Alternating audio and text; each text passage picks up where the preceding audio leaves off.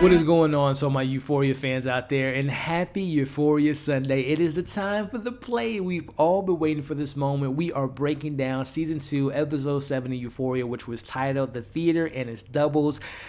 Wow, this episode had a lot. It was so much going on. There's a lot of chaos going on, which I'm going to definitely break down for you all.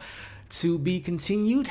Yeah, Cassie looking like Michael Myers. Oh, my boy Fez, what's going to happen to him? And just all the stuff that we got in this episode. I think this will be one of the most talked about episodes of the season so far, and I'm so excited to break it all down for you all here in this spoiler review. But before we get into it, make sure you're checking me out on all my other social media accounts. If you're new to the channel, we are on the quest to 20,000 subscribers, so if you want to be a part of this awesome community, make sure you're subscribed and you're hitting that notification bell. And as you can see on the screen now, if you enjoyed this spoiler review, we'll make sure to give the video a thumbs up and also share the review to all the Euphoria fans out there that you know that love this show just as much as we do. But more importantly, as you all have been doing such a great job at in the last 6 weeks, go ahead and drop your thoughts on this episode in the comments, your pros, your cons, and particularly what was your favorite moment of the play? Whose character do you think got the most spotlight and was the most accurate to how we perceive the character? What were some moments that didn't work for you all? Was it too confusing of like, what's the play? What's the current narrative? What's a flashback? And of course, what do you all think will happen next week with, again, how will Cassie handle her sister when we see Nate breaking things off, get your stuff and move out? How do we think things will play out with Fez next week with Faye? Will she warn him? Will he get arrested? Something worse? Let's talk about that. And of course, the moments of this episode with Lexi, she has become one of my favorite characters. Just seeing the POV of her and her relationship with her sister, her mom, her friends was just so fantastic. But again, let me know your thoughts in the comments below. What's going on to all my Euphoria fans out there? Just want to invite you all to a live watch party next week, February 27th, starting at 7:45 p.m. Central Time, where myself and this awesome community will be watching the season finale live here on this channel. Can't wait to see you all there. And then, of course, join us tonight at 9:15 p.m. Central Time doing our live Euphoria breakdown and after show, breaking everything down about this episode, thoughts, predictions, pros, cons, and everything in between. So join us tonight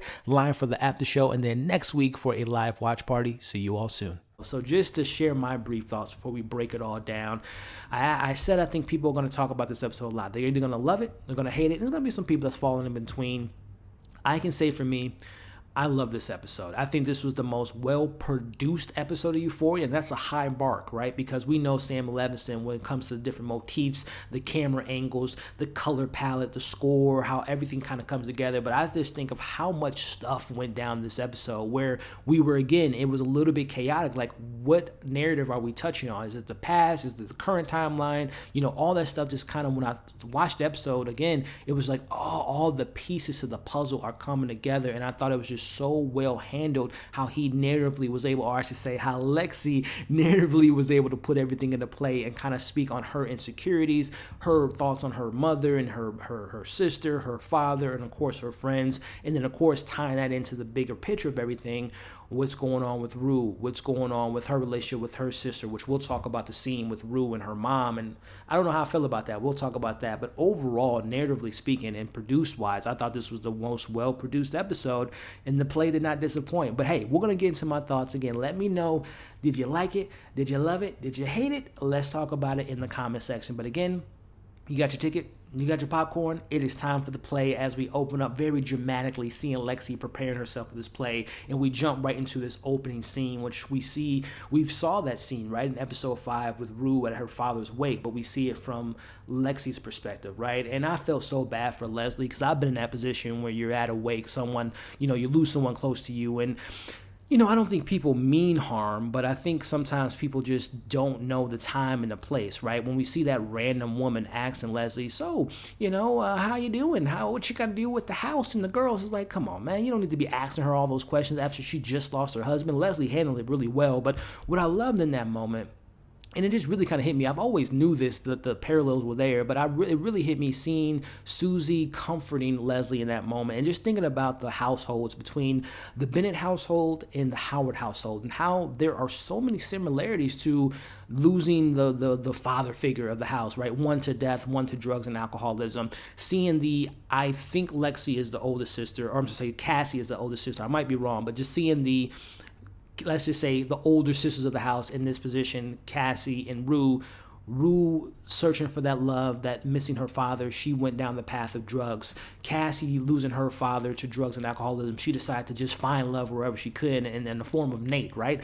And then paralleling that to their sisters are forgotten about because their older sisters have so much going on and their mothers are so focused on them. So I thought that that moment just really put into perspective how similar the households have went and how the paths that those family members have went down. So it just really kind of hit me there. But let's get into the moment here. And this moment was just so heart-touching because Lexi's a real one, man. We see her talking to Rue, comforting her, reading her a poem about life, about the peaks and valleys of life, and it just really made me feel so bad for Lexi because we know Rue treats her like a POS, right? She don't treat her with the same respect. She's not the same friend for Lexi as Lexi is there for her. So again, it just shows you how real Lexi is and how much of a good friend that she is, and I really do hope that whether it's season finale of season 2 or in season 3, they start to build that friendship back again because Lexi is a real one. I think she can really help Rue in her path of getting back to who she wants to be. And also too,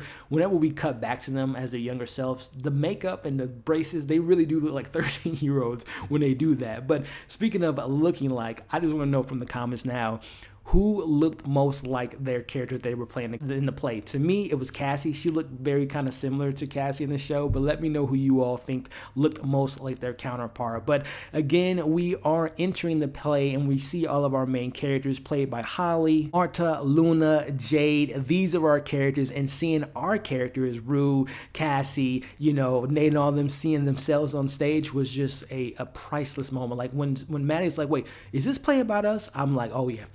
It is time to get the popcorn and have a good time with this play. But going back into it here, we see in our main narrative, this is where Rue is talking about Lexi and how in the last few months, she's been spending every day with Fez, which again, every time I say his name and every time I think about Fez, I just feel so bad. Like, what the hell is going to happen to our boy? But it's in this moment that she's nervous, right? She doesn't know how this is going to go. Are they going to love it? Are they going to hate it? Are they going to feel like I'm making fun of them?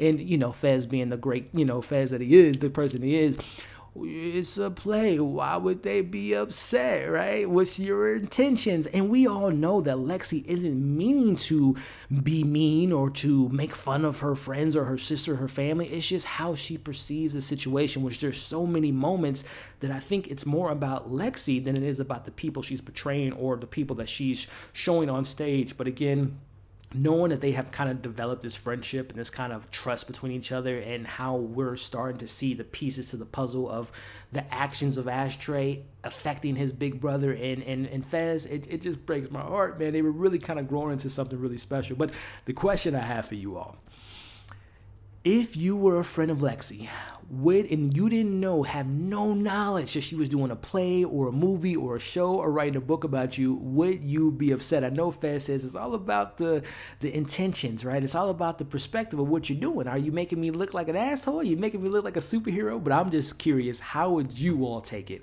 if you were Maddy, Cassie, Rue, Kat, or Nate? How would you all take it if someone you knew made a play about you without your knowledge? I'm just curious. Let me know your thoughts on that in the comments. But let's go back to it as Lexi gets the question for Fez.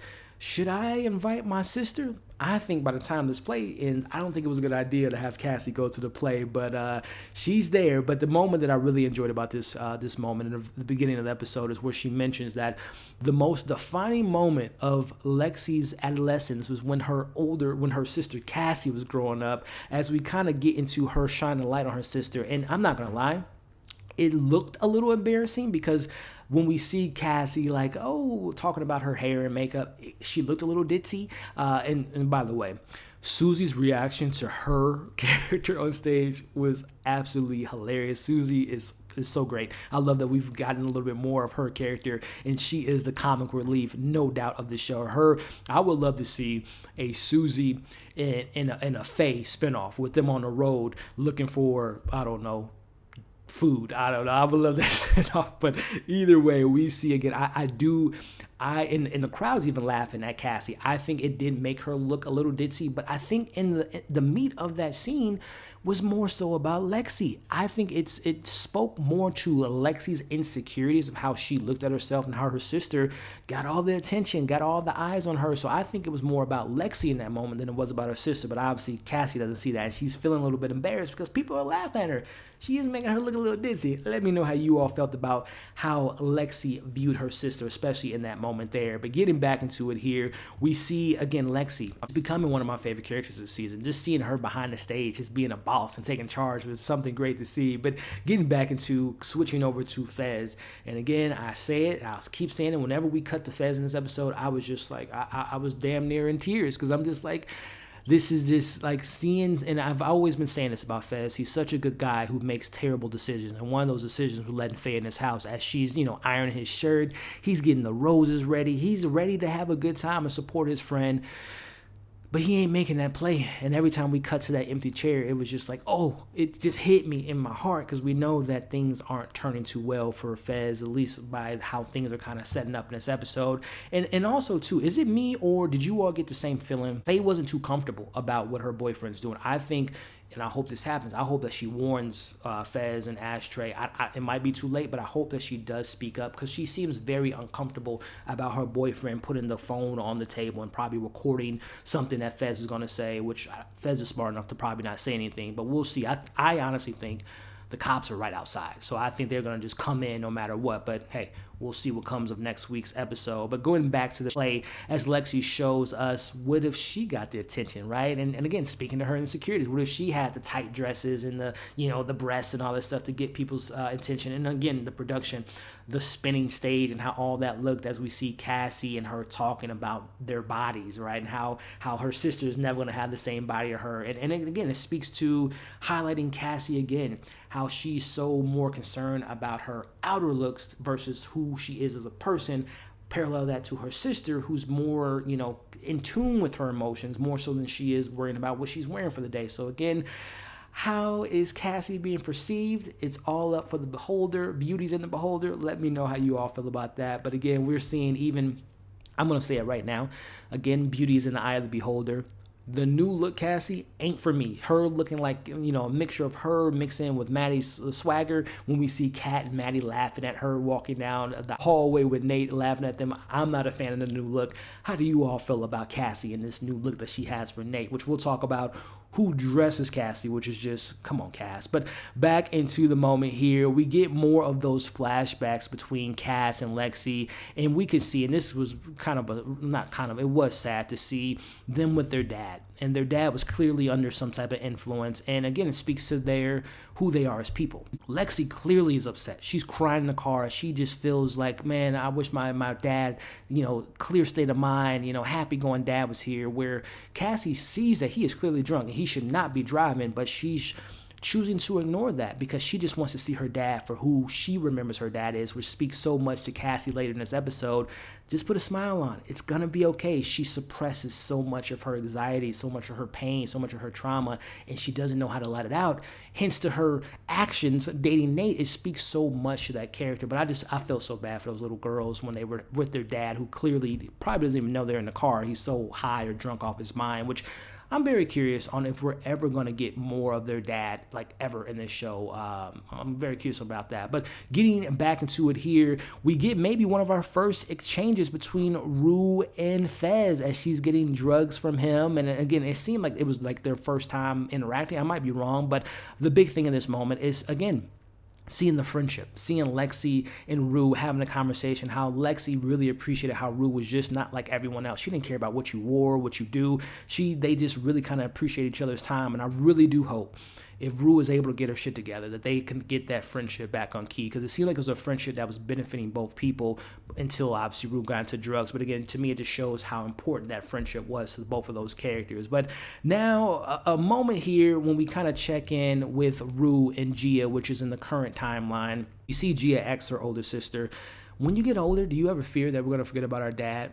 And that is, it's so sad to hear her say that. But again, Rue says, maybe it might happen. And Gia just growing up right in front of her eyes, she kind of understands that. But I think that they showed that moment because we hear, again, I talk about the parallels between the Bennett house and the Howard house. We cut that between seeing Lexi and, her father and Susie and Cassie dancing with their dad, and how that moment was just such a big moment for them, especially while Susie and Cassie are in the crowd watching it. They're tearing up because, again, they missed that moment. So I think it was so smart for them to talk about, Gia and Rue having that conversation about their dad and paralleling that to the Howards and how they, lost their dad to, his drugs and alcoholism. So I thought, again, it was just so beautifully woven in how they're connecting those two, the absence of the fathers in the house and how that affected the different households. So back into it here as we're getting more of that Cassie perspective. Finding love to her is the most important thing because she lost someone she loved, again, not to death, but to his decisions to, indulge in his vices. But love is so important to her because she lost it, right? She lost her father, and she's searching for that type of relationship in the form of a Chris McKay, in the form of a Nate, in the form of all the previous relationships she's had. She's always grasping for love, looking for someone to love her, where, I'm sorry, Cassie, put a mirror in front of you. You got to love yourself first before you can find love. So I think that's the biggest thing with Cassie right now is she's so concerned about finding love. She can't even concern herself about finding love within herself, which I think is just, hopefully, she realizes that sooner rather than later. But again, it just spoke so highly to how they lost their father and how that impacted them in much different ways. But going back into seeing Rue and Lexi hanging with Fez and, smoking, I think that's maybe where Lexi got the idea to be Bob Ross, because we saw Rue drawn on her face, and I think that kind of inspired her there. But again, it speaks to how drugs, again, Lexi could have went down that path, but she didn't want to. She wasn't a fan of weed. She didn't like the feeling that it gave her versus obviously the feeling that Rue gets from drugs is it makes her forget about the pain. It makes her forget about the anxiety, the depression, the anxiety, and the other way around. It didn't do that for Lexi. So again, it speaks so highly to those characters and again, the path that those characters went on. But back to Faye with her boy, and he's telling her at the point in the episode, stay cool. And that's why I'm thinking, I think the cops are right outside the door. And he puts his phone on the desk. I think that's because they just need to hear that word. Yeah, we know obviously Fez didn't kill Mouse, but I think when we get to next week, he's going to try to get him to say something. I think Fez is smart enough to not say anything to him, but we'll see how all that plays out. And we see it again. Fez texting Lexi, I'm on my way. We see that he doesn't make it to the play, at least in this episode. It would be so nice if Fez goes to that play next week. That would be the happiest moment for me in the show, but I don't think it's going to be a happy ever after. But we see, it was really quick. We saw that Jules and Rue haven't spoken for a while. Again, we didn't really get a lot of context of them in this episode, and we get a brief moment of Elliot. I think that that's going to be more addressed next week with them having that conversation there. But speaking of conversation, I have in my notes here, this is a conversation I'm very curious of how you all felt about it, because I'm kind of feel a little bit indifferent about this scene. We see Rue talking to her mom, and her mom tells her she's okay with her throwing away her life, and if it be her taking her own life, going down this path of drugs. And Rue's like, Mom, are you effing me right now? Are you being for real? She's like, yeah, I'm being dead ass for real. I need, as Ali told her last week, you need to focus more on your younger daughter, which is Gia. And we hear Gia's been kind of effing up, getting F's in class, getting detention, staying up late. She's not focused because she's not getting that proper attention that she probably needs from her mom. So my question, and Rue's like, oh, I didn't know that. And, Leslie says, well, of course you didn't know. You're too self-warped into what you got going on in your day-to-day life to even realize that. But Leslie says to her, I would rather lose one daughter than lose two daughters. So she's going to fight to do everything she can to save her youngest daughter, and Gia. I hear you, Leslie. I just don't know how I feel about it, because I think from how the show has given us this topic at hand, just last week we saw her, the last scene was her crying because her daughter is going to take her life. She couldn't get her in the rehab center. And then to hear that scene, again, I can understand where she's coming from. And she even says, Rue, you're going to be an adult, 18 in a couple months or whatever, right? So I get it, right? I see it. I hear it. I hear her.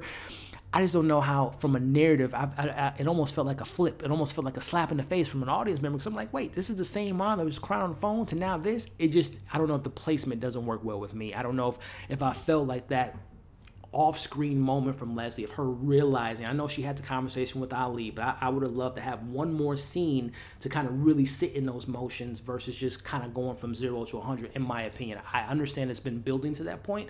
I just don't know if that point was earned in that moment. I might be wrong. I just want to know how you all feel about it.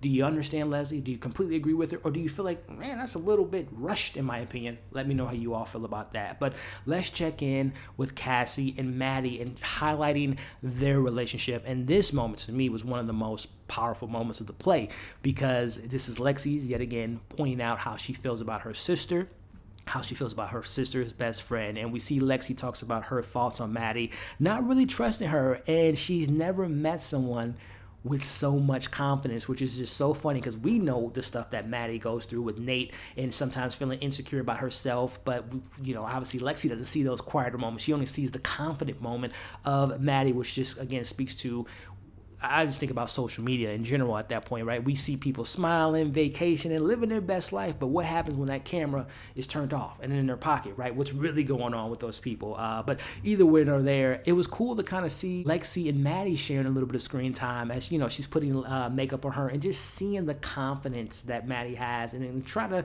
talk to Lexi, which, again, we've really never seen that, but I really enjoyed that brief moment of those two talking there. But the highlight of this moment was the friendship, the broken friendship between Maddy and Cassie at this point, and how Cassie was a real one. She was almost a Lexi to Rue connection there, because we see, obviously, Maddy and her family was going through some stuff, fighting every single night.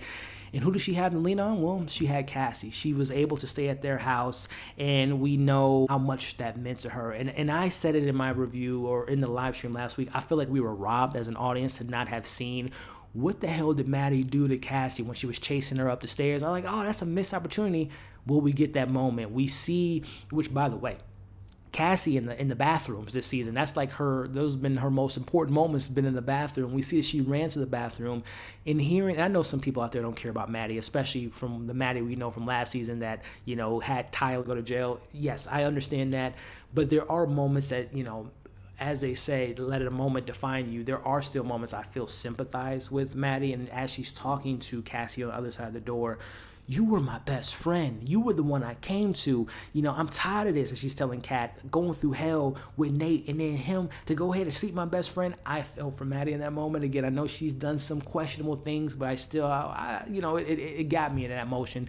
Just putting myself in her shoes and how she could have been in that mindset of how seeing the night when she stayed at the Howard's house, and how Cassie allowed her to go in her bed, and she, said, this is how I felt when my dad left, and I'm going to be here for you. You can always stay here. And just knowing how that friendship was all broken down because of goddamn Nate Jacobs. But again, let me know what you all thought about that scene and how you all felt about that. And again, is it me, or does Cassie have her best moments in the bathroom this season? As we cut to her in the bathroom, she had to walk out of the place. She goes to the bathroom, looks in the mirror, starts to cry, but again, put that smile on and remember that scene and parallel that to when she was a younger girl with her dad. She's always been that type of person to smile, push through it, don't show my emotions, which again, when she suppresses her emotions, it comes out in a way in the form of dating a Nate Jacobs. So again, some really good stuff in the episode there. But cut to her and Nate, and this is the moment where I'm like, Cassie, shake her head, wake the hell up, what are you doing? She tells Nate, I'm going to allow you to tell me what to do, how to do it, what to wear, what to eat, having full control. And then this is like the only thing we got from Kat in this episode, besides her reaction to seeing herself on stage.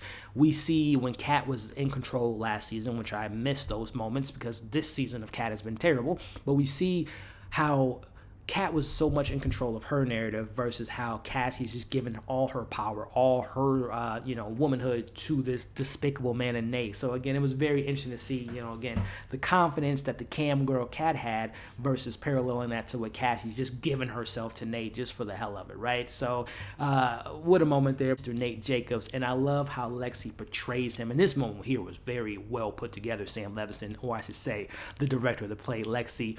When she portrayed Nate, and we see him in the mirror, the double versions of Nate, right? And we see Maddy there. We see Jules there. We see Cassie there. And when he's taking the pants off and it's actually his father, doing what he was doing to his son, and that was a nightmare. I was like, whoa. And first off, that was not part of the play, I should say. That was actually part of his nightmare, like his actual thought process. And those are some scary nightmares, I will say. But wow, what a great way to capture all that stuff there. But catch up with Jules. She burns the tape and she destroys the tape and all that stuff. But going back into it here, Maddy in present day is having a moment with Samantha. And we find out that she's going to not be babysitting Theo for much longer. And we see Samantha gives her the gift of all gifts, and that is the dress that she loves, which again, we addressed it last week. That camera is in her bedroom, so she obviously knew that was her favorite dress, but I wonder if that camera is going to play into anything further on. Like if Nate's going to come to their house, if Maddy's going to be there, he's going to do something despicable, and they're going to have that camera. But I don't know if there's more significance to that camera than her knowing that she just likes that dress, or if that camera is going to play something into the future of maybe next week or maybe into next season. We will see. But going back to Lexi in control and behind the scenes, getting everything together, she's setting up the big moment, which is Nate and his sexuality. And this moment here, Nate is clearly uncomfortable because she is really shining a light on his sexual preference and him maybe being bisexual, and obviously the crowd's loving it, cheering. Ethan's really doing his thing in this moment, right? I need a hero. It was a perfect scene, and all the sexual tension in the locker room. And again, Nate was extremely uncomfortable, so much so that he walked out of the play. And this is the moment here where we see him say to Cassie, you didn't know that was going to happen? That's your damn sister. You know what?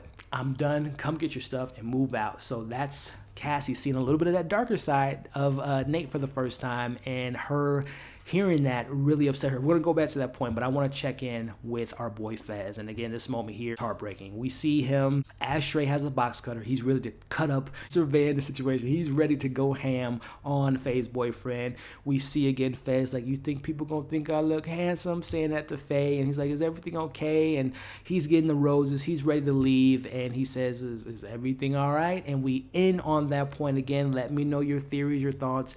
Will Fez make it to the play? Are the cops outside? Is something more darker, more sinister, more upsetting and sad going to happen next week? Let's talk about that. But let's go back to wrapping up the episode here as we cut back to, again, we see Cassie has been told, get your stuff, move out, I'm done with you. She walks up to the door. She's upset. She is pissed. She is ready to go ham, and she's breathing like Michael Myers on that door, and we get on the screen to be continued. So my question is, Cassie about to go up and run on stage and beat up her sister? Is she gonna say something in front of the crowd? Is she gonna take all that in like she does and let it out at a later time in next week's finale?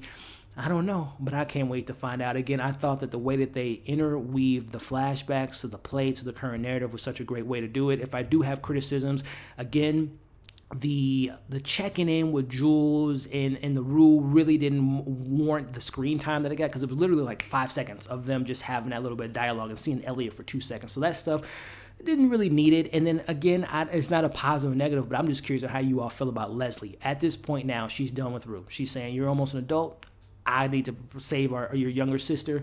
How do you all feel about all that? And of course, again, what's going to happen with Fez? Let me know your thoughts in the comments. Again, thank you for watching this review. Just a friendly reminder, next Sunday, we will be doing a live watch party, watching the finale as a community. And of course, tonight at 9:15 p.m. Central Time, we will be doing a live after show discussing everything about this episode with my 2 special guests. So I hope you all can join. Again, thank you for watching this review. Hope you're staying safe, as you all can see on the screen now. If you haven't already, make sure to like, share, comment, and subscribe to the channel. Come and join this community. Again, I appreciate you all. Subscribe to the channel, check out my other content, and we'll see you tonight on a live after show.